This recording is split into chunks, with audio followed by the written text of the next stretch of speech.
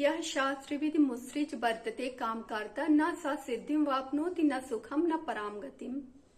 जो मनुष्य शास्त्र के विरुद्ध आचरण करता है न तो उसको सुख मिलता है न शांति और न ही उसको परम गति मिलती है। बहुत जरूरी है कि हम ऐसा कोई कर्म न करें जिसके कारण किसी और को कष्ट हो। पर ही सरिस धर्म नहीं भाई, पर पीड़ा सम नहीं अधमाई। यही तो धर्म है कि हमारे कारण किसी और को कष्ट ना हो। इसीलिए शास्त्र वगैरह होते हैं कि हम उन्हीं के अनुसार चलें, वैसा ही कर्म करें।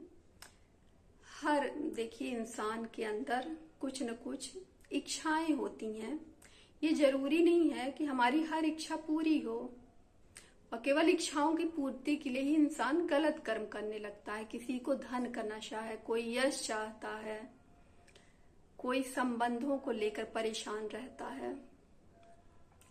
लेकिन जिसकी बुद्धि और विवेक जागृत हो गया है वो ये समझ जाता है कि ये सब चीजें अनित्य हैं। हम दुनिया में कहीं भी सुख ढूंढने जाएंगे, कहीं कुछ भी नहीं है। अगर आप मन से दुखी हो तो फिर आप चाहे आपको कितना भी भोग विलास की सामग्री मिल जाए, आप खुश नहीं हो सकते हो। लेकिन जो ईश्वर के मार्ग पे है, जिसको पता है कि सत्य क्या है, ये नाशवान शरीर के लिए क्या करना।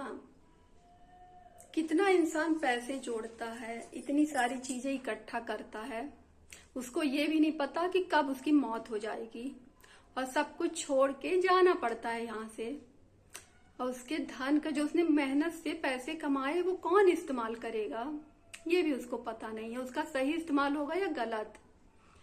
इसीलिए समय रहते अगर आप सजग हो जाएं, ईश्वर की भक्ति करें, शास्त्रों को पढ़ें, तो आपको पता चलेगा सही और गलत क्या है। उसके अनुसार आप जब आचरण करेंगे तो आपको भी सुख मिलेगा और आपके आसपास के लोगों को भी। इसीलिए हमें ईश्वर की शरणागति बहुत जरूरी है। हर कर्म प्रभु को समर्पित करिए। जब आप ऐसा करने लगेंगे तो आपसे बुरा कर्म कभी होगा ही नहीं।